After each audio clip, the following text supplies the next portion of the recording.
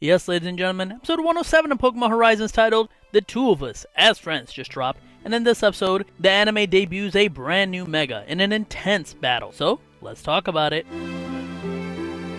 The title, The Two of Us as Friends, refers not only to Roy and Uruto this episode, but also Diana and Hamber, who start this episode. We see that Diana has captured a new Pokemon. What is it? We'll find out next episode. But the two former allies work together and seem to be having a good time. Diana is aware that after the Mount Paracarp incident, Hamber is on their side. Here, she learns from him that Spinel captured 5 of the 6 hero Pokemon. That's massive info for our heroes after what else happens this episode. Spinel is trying to end the Voltaclers once and for all. However, Diana says that with the determination of Liko and Amithio, they are going to stop Spinel. It's an interesting proclamation here, telling us who the main characters of the story are. Hamber says that he still has things he needs to do internally, so for now, he's going to continue to be a part of the Explorers, and that's where they separate. We then see Uruto head to a Voltacler hidden facility. Inside, Indy and Rubella are talking to Spinel, and Uruto's eavesdropping when he's caught by Spinel's BM. Gravity is used on him to stop him on his tracks. He, however, manages to throw Sableye away from the effects of the move, allowing it to get away while he's captured. While captured and on his way to his cell, he notices the 6 hero Pokemon that are in the glass cage and comments about it. He obviously doesn't know about the 6 hero Pokemon, but still. He then is put in an empty room. Outside, Roy's looking for Uruto when Uruto's Sableye appears. It points them towards where Uruto is. Meanwhile, Spinel is watching all of this from a distance from a camera. He has seemingly moved the 6 hero Pokemon already now, and he knows that Hamber's not working with them. He says that he's going to nip the Voltaclers in the bud before they can become a flood, because currently they are drops of water. A nice metaphor for what the Voltaclers are currently doing, slowly getting people on their sides one by one, which really matches the visuals of the intro. Uruto's in his room trying to figure out what to do when he pulls out his Dusk Ball. He thinks to himself maybe he shouldn't have ran away. That's where the door's busted down and we see that it's Roy and his Pokemon. It was his Sableye who got them inside, and Roy apologized to Uruto for not understanding that the rocks meant something to him. But they don't have time to be sentimental, so they both head out. However, they are stopped in their tracks by Indy and Rubella, the two who say that they baited Uruto here in order to capture both him and Roy and the other Voltaclers who would come to save him. This then leads to a battle. Indy and Rubella switch Pokemon this time,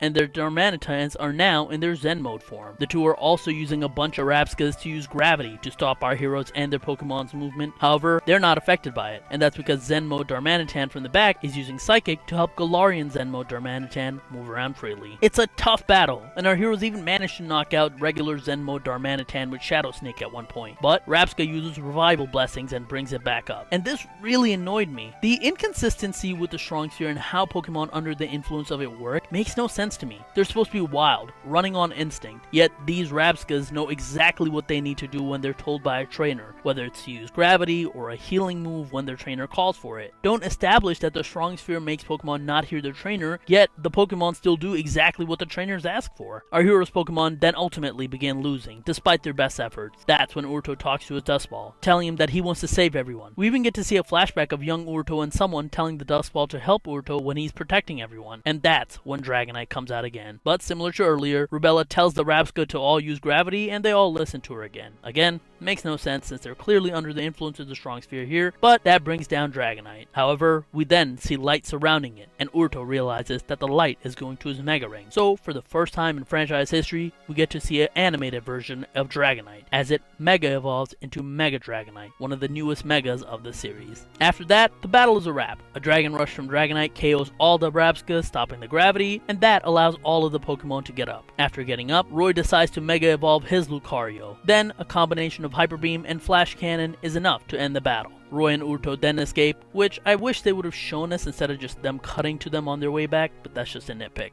Uruto then has a major epiphany. Roy thinks that he might have accomplished his goal because now the Dragonite helped him, but Uruto realizes that it only helped him because he wanted to protect everyone. This encounter changes the way Uruto thinks about strength. Before, he just wanted to be strong just for himself, but now he wants to be strong in order to protect people dear to him. Then, back at the ship, he tells everyone that they raided the Explorer's base and he helped protect Roy. As he's heading back to his room, he sees Molly outside waiting for him. She didn't tell anyone that he ran away, just like I predicted, because she'd done this prior, and she tells Uruto that it helps you learn more about yourself and where you return to. The episode ends with Uruto accepting that he is a member of the Voltaclers. This episode as a whole is good, but it also contains things that annoy me. The episode helps set up the return of Diana. We get to see that her and Hamber are in fact friends again after being enemies for a while, and their friendship leads to our heroes knowing knowing more about the villain's plot. We also learn that Spinel is well aware of everything that's going on, including Hamber, and that his primary goal is still to stop the Volt Tacklers before he moves on with his other goals. However, we do learn that he doesn't know that Fried is still alive. He thinks that the Volt Tacklers are leaderless, and he hasn't realized that Roy has taken over that mantle. But I think the most important thing is that finally, this episode makes me like Uruto a lot more. His brash personality still rubs me the wrong way sometimes, but now, he as a character has changed. He's a lot less selfish, and his goals are now to protect people rather than to fight for himself. And him and Roy actually feel like friends now, instead of just people who argue with each other all the time, and Uruto feeling like someone who just tagged along. It feels like things have finally settled in the story, and now, with Diana coming back, our heroes can start finally going on the offensive towards the villains. Next episode when she arrives, I'm sure we're going to get some sort of plan as to what the next goal for our heroes are. Currently, they feel a bit aimless. Hopefully, our heroes can come up with something and work towards that for the series. Finally, let's talk about the battles as a whole. I liked how Mega Dragonite looked this episode. I liked its design from the beginning, but I think seeing it animated makes it look a lot better, especially after realizing that it attacks from its tail pearl. That's actually pretty neat. I already complained about the inconsistency of the Strong Sphere this episode, so I'm not going to do it again, but I just hope the writers realize that while writing a battle, yes, you want to have our heroes on the defensive. That's what makes for a good battle. But you also don't want to allow the villains to do things that make no sense and completely negate the established rules of the world. In this episode, the Strong Sphere just basically allows them to control more powerful Pokemon. There's no negative feedback to them using the Strong Spheres here. And if that's the case, then why are heroes so against it? You see the reason? So overall, a solid episode. And I'm glad this episode happened because now it feels like the story can finally move on and establish a goal. I can't wait to see where this goes next. But what about you guys? What did you guys think about this episode? Let me know in the comments down below. Don't forget to like and subscribe to this channel. And that's it. Have a wonderful day, and I'll talk to you guys later. Peace.